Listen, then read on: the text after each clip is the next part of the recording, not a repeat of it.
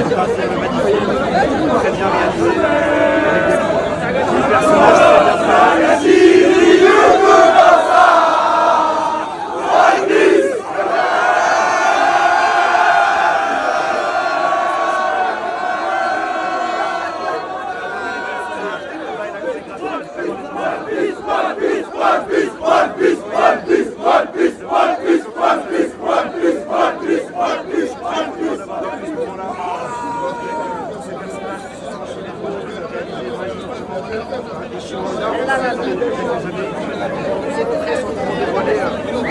L'évolution du personnage de Shanks qu'on attend depuis très longtemps, qui a été magnifiquement animé aujourd'hui. Salut les frères, j'espère que vous allez bien, bienvenue dans cette vidéo. Aujourd'hui, on va parler du film One Piece Red que je suis parti voir hier en avant-première au Grand Rex. Je tiens d'abord à remercier particulièrement Dalia qui m'a fourni une place. En fait, j'étais à la montagne pendant qu'on devait acheter les places directement sur le site et j'ai pas pu m'en procurer. Donc, j'ai lancé un appel sur Twitter et on m'a gracieusement invité. Bien sûr, j'ai payé ma place, un moment m'a invité et j'ai été accueilli par toute sa bande, Yuncap, tous les potos, tous les frérots. Je vous remercie vraiment d'avoir pris soin de moi, de m'avoir fait passer dans la queue, de m'avoir accompagné au cinéma. Vraiment, ça m'a fait plaisir. Merci les gars. Cette vidéo est également sponsorisée par Namek Toys. Si tu aimes One Piece Red, si tu veux des figurines de One Piece Red, tu vas sur Namek Toys. Et avec le code promo SPOIL5, parce qu'on est des spoilers mon poteau, tu as 5% de réduction sur la boutique. Donc n'hésite pas, lien en commentaire. Aussi, n'hésite pas bien sûr à t'abonner, aussi bien sur YouTube que sur Twitter. Je vais vous faire gagner 2 places pour One Piece Red aujourd'hui mon frérot. Donc n'hésite pas directement à aller sur Twitter et à participer au jeu concours. Pour la vidéo d'aujourd'hui, je vais faire 2 parties, une partie avec spoil et une partie sans spoil, comme ça voilà, si tu veux juste avoir mon avis sans te faire spoiler, tu regardes la première partie, ensuite tu t'arrêtes parce que je vais spoiler comme un porc, tu connais ici, c'est le spoiler Jackson mon pote, on est là pour dire la vérité, toute la vérité. Cette journée était assez spéciale, c'était One Piece Red, d'ailleurs même on a eu des spoils pendant cette journée, parce que le Mon Corvo a donné des informations du databook qui était donné au Japon et qui donnait énormément d'informations sur Shanks, et c'est vrai qu'on ne s'est pas rendu compte tout de suite que c'était du spoil parce que c'était des infos databook et on a l'habitude d'avoir des infos databook qui sont directement délivrées, donc dès qu'on les a, nous les influenceurs One Piece, on les donne, mais il se trouve que c'était des révélations du film, pour beaucoup, pour certains, pas vraiment pour tout, mais pour certains c'était des révélations du film, donc voilà, on a eu pas mal de révélations, et de toute façon moi j'avais déjà lu les spoilers avant. Et j'avais déjà des craintes concernant ce film, comme je l'ai dit un nombre incalculable de fois dans les vidéos, moi je voulais pas trop d'informations sur Shanks. Les informations sur Shanks, je veux les avoir directement dans le manga papier, je veux pas les voir dans un film, donc j'avais beaucoup de craintes à ce niveau-là. Est-ce que Oda tourne sa veste? Est-ce que Oda en a marre du manga? Est-ce qu'il a accepté que la Toei Animation pour de l'argent lui dise « Vas-y, donne-nous des infos sur Shanks, donne-nous des infos sur Shanks, on veut tout savoir sur lui, les gens veulent savoir. » Et qu'avec l'âge et la vieillesse, eh ben, il est cédé? Non, ça va. On verra vraiment ce que je vais penser de ça. Donc, aucun a priori sur le film, aucune envie vraiment, c'est pas vraiment un film qui m'intéressait, c'est pas un film qui m'excitait au-delà de ça, donc je suis parti de manière assez neutre au cinéma, et c'est peut-être ce qui m'a aidé à apprécier le film tel que je l'ai apprécié. Bien sûr, à la fin de la vidéo, je vais vous dire vraiment si j'ai kiffé ou pas, tu vois. Mais voilà, j'avais pas trop de perturbations, j'avais vu la bande-annonce, en plus ça parle de chant, musique, tout ça, voilà, c'est pas le truc le plus pirate qu'on nous ait proposé dans One Piece. Donc je partais un petit peu dans cette optique-là. Et quand t'arrives finalement sur le film, j'ai été agréablement surpris par plusieurs points. Le scénario est extrêmement bien fait. Il y a une concordance assez intéressante entre le personnage de Uta, son pouvoir, sa relation particulière et avec Shanks et avec Luffy, les problèmes qu'elle va apporter grâce à son pouvoir, la raison pour laquelle elle va poser ces problèmes et le déroulement de son plan jusqu'à la résolution finale. Tout ça, c'est extrêmement bien fait et c'est crédible quand je vois le personnage d'Uta. Quand le personnage d'Uta commence à créer certaines problématiques dans le film, j'y crois. Quand tu vois les sentiments du personnage de Luffy qui est tiraillé entre son ami et les problèmes qu'elle génère et qu'il va devoir générer, tu le crois. Il y a un petit peu une relation triangle entre elle, Shanks et Luffy, qui sont elle et Luffy, c'est 2 enfants qui ont connu Shanks, qui vont peut-être développer des idées différentes sur le personnage de Shanks, qui vont peut-être être dépendant de manière différente finalement au personnage de Shanks, qui potentiellement, en tout cas, n'est plus ni avec Luffy, ni avec Uta. Et en fait, cette relation un petit peu tumultueuse, couplée au pouvoir d'Uta, va permettre de créer quelque chose de très dynamique et de très intéressant, en fait. Et tu sens que, vas-y, Luffy, il est dégoûté, tu vois. Tu sens qu'il est dégoûté, qu'il est vénère, et tu sens qu'il fait des choix, en fait. Et Luffy, là, tu ressens vraiment un personnage qui fait des choix, qui, malgré qu'on ne soit potes, malgré tout ce que tu veux, malgré qu'on s'entende bien, si j'ai décidé que ma voie, que ma route, ça serait ça, personne, je dis bien, personne pourra m'écarter un tant soit peu de ma route. Et moi, j'ai aimé en fait cette empreinte que Luffy a réellement eue. C'est vraiment un film qui tourne pour moi autour de Luffy, tu vois. Même si Uta prend une importance particulière. Le personnage d'Uta, c'est pas un méchant pour être méchant, et tu comprends en fait tout ce qui lui est arrivé, et tu comprends pourquoi en fait aujourd'hui elle a cette opinion là en fait, et pourquoi elle va se battre pour son opinion. Et elle va se battre pour son opinion, notamment à travers un pouvoir qu'elle a. Et le pouvoir est spécialement fait, plus ou moins, pour qu'on ait dans le scénario Luffy et Shanks qui se battent côte à côte pour la même cause sans se voir. Et ça, c'est hyper bien fait. Et ça, j'ai trouvé ça vraiment hyper intéressant parce qu'au final, grâce à ça, on aura, pour ma part, pas tant de révélations sur Shanks que ça, mais le fait est qu'on ne sache pas qui est Shanks et qu'on n'ait pas de révélations sur Shanks, je trouve que dans la partie du film où tu le vois dans le présent, je trouve qu'il n'a pas de personnalité. Quand tu vois le Shanks du passé, c'est assez facile pour les producteurs de créer le personnage de Shanks du passé parce que tu as les flashbacks, tu as pas mal de choses, tu as Shanks à Fuchsia. Tu connais un peu ses traits de caractère et c'est extrêmement bien fait. Par contre, quand tu vois Shanks dans le présent, donc le Shanks auquel on n'a plus de nouvelles, je trouve que il a un peu le regard vide. Il est un peu Shanks pour être Shanks. Il fait de la figuration. Alors bien sûr, il va combattre, il va se battre, tu vas avoir des choses époustouflantes, tu auras beaucoup de fanservice au niveau du personnage de Shanks, au niveau de ses pouvoirs, au niveau de ses techniques, tu as pas mal de choses quand même qui sont données, bien faites, bien réalisées, mais tu ne sais pas qui est Shanks derrière en fait. Il va dire aucune phrase qui va le trahir, il va dire aucun truc qui va le mettre en porte-à-faux, ou qui va dire « Ah putain, il pense ça, ah putain, il est plutôt comme ça ». T'as pas vraiment de réponse, même si tu tends quand même vers une orientation, mais j'en parlerai plus tard dans la partie spoil. Le boss final, sans le nommer, je trouve que son design n'est pas foufou. C'est un grand monstre. Et comment il crée, comment il apparaît, etc. Je vais pas en parler. Mais je trouve qu'il est pas foufou. Par contre, les dernières techniques à la fin, elles sont oufissimes, génialissimes.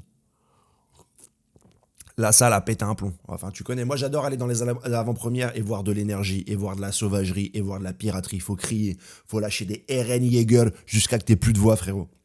Si tu veux voir un film normal, frérot, tu attends. À partir du 10 août, petite séance à 10h du matin, un petit jeudi, t'es tranquille. Petit café, petit chocolat les joies, tartine de pain beurre, tu regardes ton film, tu kiffes, tu fumes ta clope même dans la salle. Mais quand tu viens à l'avant-première, frérot, que tu t'es battu pour avoir tes places, tu sais qu'il y aura tous les Zoulous de Paris, on sera tous là pour foutre le bordel, donc arrête de te plaindre. Ah ouais, faut n'importe quoi dans les salles, c'est un truc de ouf. Tu viens aux avant-premières, là où on est là, c'est... Attends, frérot, vas-y jeudi matin, jeudi midi. Avec ton daron et ta daronne, hein, petit Ricard, machin, tranquillou, pépouze. Mais nous fais pas chier le jour J. Le jour J, on va foutre le bordel. Et là, c'était un sacré bordel. Moins que Stampede, parce qu'au final, dans Stampede, t'as toutes les 15-20 minutes l'arrivée d'un personnage qui vient, qui fait une méga attaque. Là, c'est moins ça. Là, on est plus orienté vers le scénario et moins vers le fanservice accru. Toutes les scènes, c'est ça que je veux dire. Le scénario fait aussi en sorte que tous les personnages s'entendent et c'est crédible. La marine, les Mugiwara, certains autres pirates, d'autres équipages, si t'as pas vu, tout le monde s'entend et en fait tu comprends pourquoi. Tu comprends vraiment pourquoi. Et le danger, tu le comprends aussi. Tu comprends aussi. C'est pas juste un mec qui vient, je suis le plus fort du monde. Je trouve qu'il est mieux construit que pas mal d'autres films One Piece. Et ça réellement. Après, c'est un méchant qui est peut-être à premier abord moins charismatique que ceux des générations précédentes qu'on a pu avoir, mais Oda a dit il en a marre de dessiner des yeux de l'ancien temps qui sont hyper balèzes, il veut passer à autre chose. Et elle fait plus flipper, Uta. Elle fait flipper à sa manière. Parce qu'elle a aussi une volonté de faire à sa manière, et tu comprends pourquoi. Elle a tort, pour moi elle a tort, mais elle a une logique qui est implacable, qui est cruelle, mais elle a une logique, et je trouve que c'est assez bien fait. Tu vas avoir du flashback qui vont expliquer pas mal de choses qui ont amené Uta à choisir cette route. plusieurs choses, plusieurs points de vue de son flashback vont être différents et vont t'amener donc des éléments supplémentaires tout le long de l'histoire qui vont te faire passer d'une version à une autre, qui vont te faire comprendre un petit peu le quiproquo qui a amené le personnage d'Utah. Et l'impact va être mondial cette fois. C'est pas juste sur une petite île. C'est ça qui est aussi intéressant et c'est ça aussi où t'es pris dedans, c'est que l'impact du plan d'Utah va avoir un impact sur le monde entier. Donc ça c'est cool. Donc ils sont vraiment un peu dans la mouise. Donc tu comprends pourquoi les gens qui se déplacent viennent, tu comprends pourquoi Shanks vient, tu comprends pas mal de choses. La fin est cool, tout en restant sur ta fin. Et il y a pas mal de partis pris, de petites surprises. Il y en a, ils vont dire que c'est des spoils, il y en a, ils vont dire que c'est n'importe quoi, qui sont intéressants et qui sont à prendre. Voilà pour la partie non spoil, j'ai essayé de donner le maximum de choses sans spoiler. Pour la partie spoil, donc à partir de maintenant, quitte absolument cette vidéo, car nous rentrons dans la partie spoil. Et dans la partie spoil, on va nous spoiler comme des porcs, comme des renoufs. Voilà. Et je vais te dire, point par point, ce que j'ai kiffé dans ce film.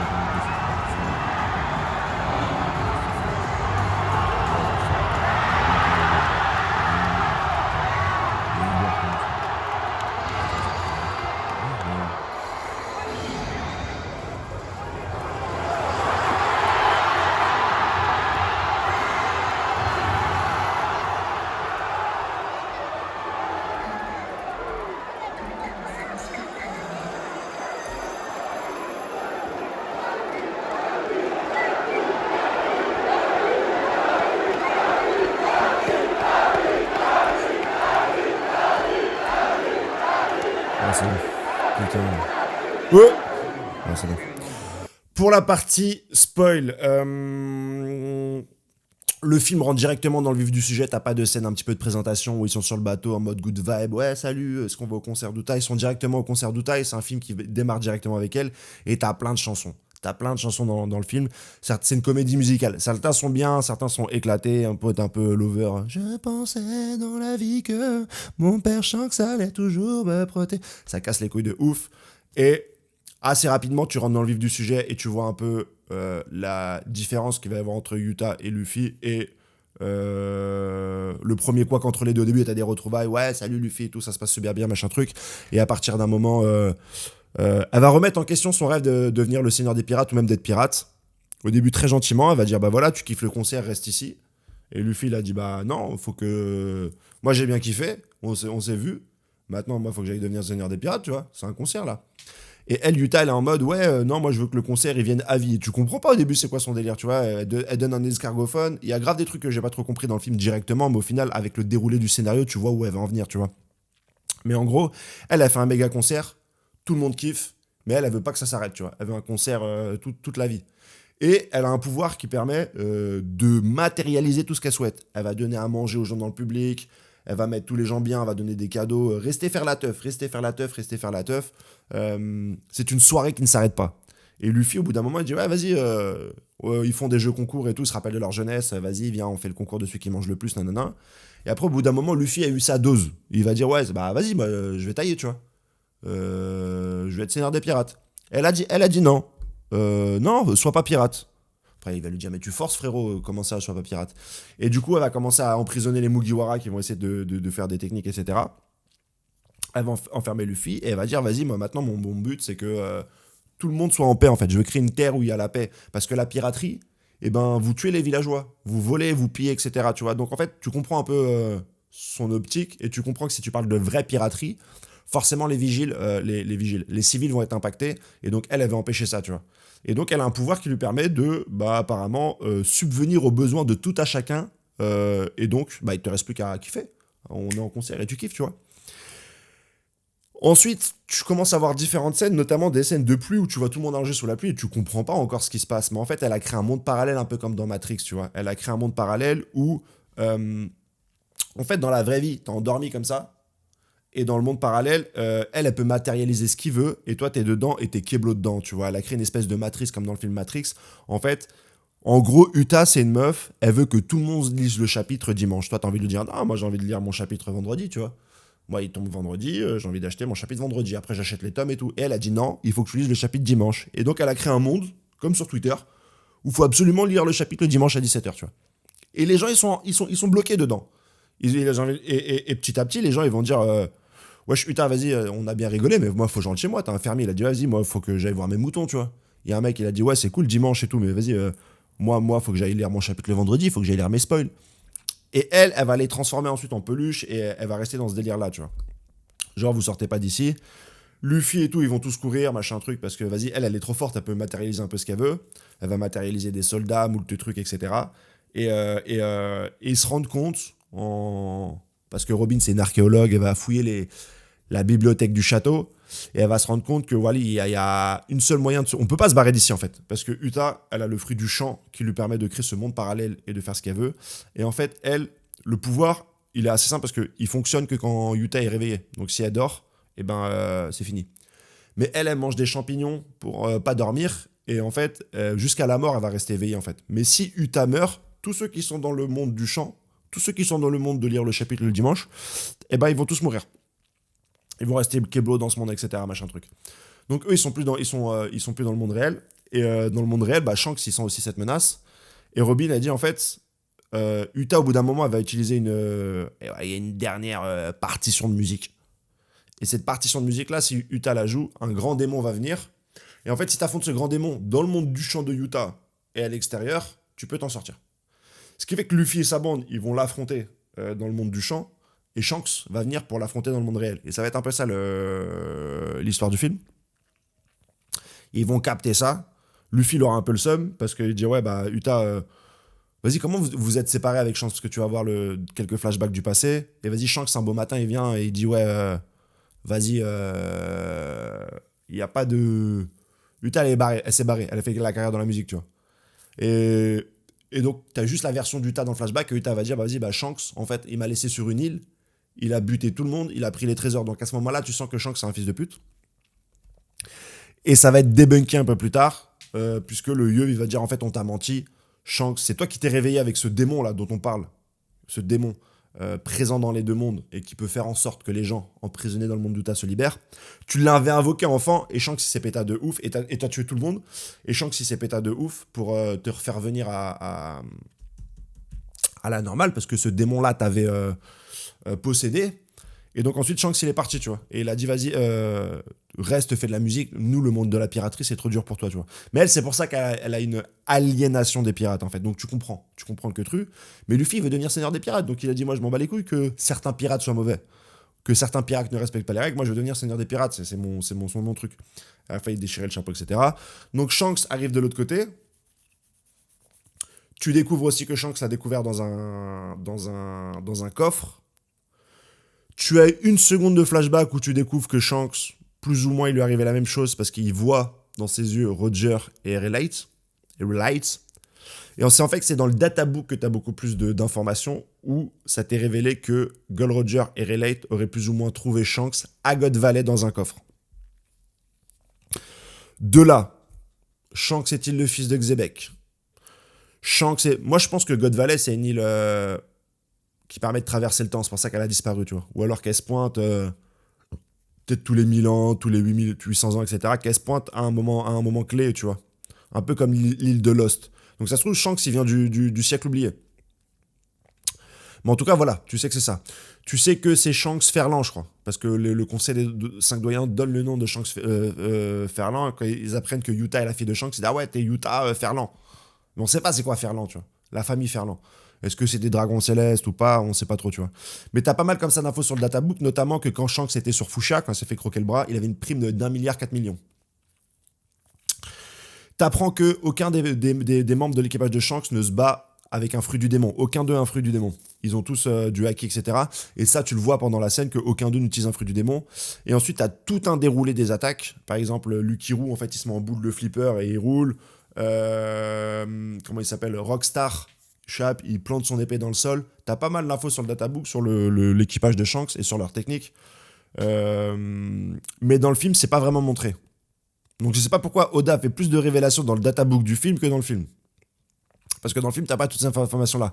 C'est dit aussi que Shanks est le roi ou le maître du haki qui peut empêcher les autres d'avoir un haki de l'observation, qui peut bloquer la respiration à distance de certaines personnes avec son haki. Ce qui le rend le mec qui peut one-shot tout le monde. Je t'enlève ton oxygène.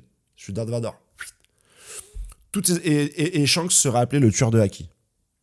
Un peu à la manière dont Barbe Noire t'empêche d'utiliser ton fruit du démon, Shanks t'empêcherait d'utiliser ton fruit du démon. Apparemment. Ça tournera autour de ça. Mais t'as pas tant de révélations que ça dans le film par rapport à tout ce qui est donné dans le databook. Et finalement, le Shanks qui apparaît est très transparent. Il a le regard très transparent. Il y a une scène bidon quand il arrive, les civils ils le tapent, et genre vas-y pour montrer que Shanks c'est quelqu'un de hyper bon, il tape pas les civils donc il se laisse taper. Donc déjà Shanks tu le vois apparaître, ça fait 25 ans que tu l'as pas vu, tu le vois il se mange des gifs par des randoms frérot. Des randoms. Parce que elle, quand elle Utah en fait quand elle t'a envoyé dans le monde du champ, toi tu dors, et en fait elle peut utiliser ton cadavre. Et franchement les scènes de zombies comme ça qui viennent et tout, elles sont assez bien réalisées, et en fait t'as la marine qui va venir, notamment 2 amiraux, putain je me rappelle même plus de Kizaru. Et l'autre là, Fujirota, je me rappelle plus quoi le blaze. Et Shanks va leur mettre des coups de pression. Et voilà, ouais, t'es pro-amiral, c'est finito.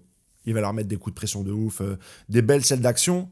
Mais au final, tu le vois pas vraiment. Tu vois pas sa personnalité en fait. C'est un Shanks, c'est une marionnette. Pour moi, c'est une marionnette de Shanks, tu vois. C'est pas vraiment Shanks. Donc la conclusion, est-ce que tu apprends réellement des choses sur Shanks? Oui, tu vas apprendre à travers le databook, et ça a été libéré sur Twitter. Où il est né, comment Roger l'a trouvé. Est-ce que ça m'intéresse fondamentalement? Non. Ce qui m'intéresse, moi, c'est le Shanks d'aujourd'hui, et t'as pas d'informations sur le Shanks d'aujourd'hui. T'as son nom de famille, tu peux peut-être avoir son groupe sanguin, mais fatalement, c'est pas des choses qui m'intéressent vraiment chez le personnage de Shanks, et on n'a pas son plan. On connaît pas la relation avec ses soldats, on n'a même pas vu les attaques de ses soldats, et finalement, tu vois pas des attaques de Shanks autres que des coups d'épée. Donc on est safe. On connaît rien sur Shanks, et je suis très content que ça soit comme ça. Et je suis vraiment très content que ça soit comme ça. Ça a été sauvegardé. Et en même temps, on te donne quand même pas mal de Shanks, puisqu'il y a des attaques, il y a des coups de pression. Mais tout ce que c'est faire Shanks, c'est mettre des coups de pression. Tout ce que tu as vu de Shanks dans le manga, c'est mettre des coups de pression. Et en fait, tout ce qu'il fait dans le film, c'est mettre des coups de pression. Il n'a pas vraiment de discussion, ni philosophique, ni au niveau des arguments, ni au niveau de pourquoi il est là dans le monde de One Piece. Est-ce qu'il est là finalement pour mettre en adéquation les volontés de Roger? Est-ce qu'il est là pour trouver lui-même le One Piece? Est-ce qu'il est là pour un petit peu chapeauter l'équilibre du monde? Est-ce qu'il est là parce que c'est un redoutable fils de pute, c'est un méchant, c'est un antagoniste, c'est un mastermind? On ne sait pas, et je suis très content. Donc voilà, t'as du Shanks, t'as la marionnette de Shanks, t'as la figurine, t'as un cosplay de Shanks. Mais tu n'as pas Shanks. On est safe, tu n'as pas Shanks. Ce qui fait que pour moi, c'est un très bon film. Bataille finale à la fin, forcément. Utah prend la forme de ce démon, qui est plus une solution qu'un problème, parce qu'à partir du moment où ce démon apparaît, si tu l'attaques à travers le monde du dimanche 17h et à travers le monde du vendredi, le monde du champ et le monde normal, tu peux t'en sortir. Donc au final, Utah apporte sa propre solution. Et en fait, il faut l'attaquer en même temps. Donc là, tu as un super parallélisme avec Usopp et Yasop qui l'attaquent en même temps, Ben Beckman et Zoro qui sont les seconds qui l'attaquent en même temps, je crois que c'est Lukiru et Sanji qui attaquent en même temps, et à la fin, Luffy et Shanks qui attaquent en même temps, et Luffy laisse apercevoir un Gear 5 animé qui frappe directement le monstre, et là, la salle, elle a crié. Là, elle a crié, elle a hurlé, il y a eu des you-you, pire qu'un mariage rebeu, mon pote. Ça a hurlé, et c'est normal, on est des fans avant tout, on est là pour kiffer, on est là pour s'amuser. Génial. C'était tout bonnement génial. Super film. Je vais partir le revoir aujourd'hui. Donc n'hésite pas à participer au jeu concours pour gagner 2 places. Je vais faire le tirage au sort très tôt. Viens que si t'habites à Paris, hein, sinon c'est foutu. Sinon c'est la Cuenta. Voilà pour ce que j'ai pensé du film. Très bon film. Quand tu vas le voir sans aucune onde négative, quand tu vas le voir sans aucune crainte, très bon film. Personnage de Shanks respecté. Beaucoup plus d'infos données sur le databook finalement que dans le film. Ça fait plaisir de voir le film. Les chorégraphies sont bien. Juste les chansons, au bout d'un moment, ça pète les couilles. Quand t'es dans le film et les chansons, ça pète les couilles. Et le film est un peu long. Au bout d'un moment, c'est un peu long. Mais très bon film. Je vous conseille d'aller le voir au cinéma.